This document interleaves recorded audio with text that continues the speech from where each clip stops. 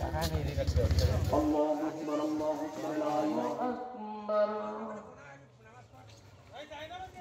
سمع الله لمن حمده الله أكبر সমস্ত মুক্তি যোদ্ধা মুক্তিকামী মানুষ সে সময় যারা বেঁচে আছেন দূর করে দাও তারা যেন তোমার কোনো আচরণে উফ শব্দ করে না ধন্যবাদ জানাচ্ছি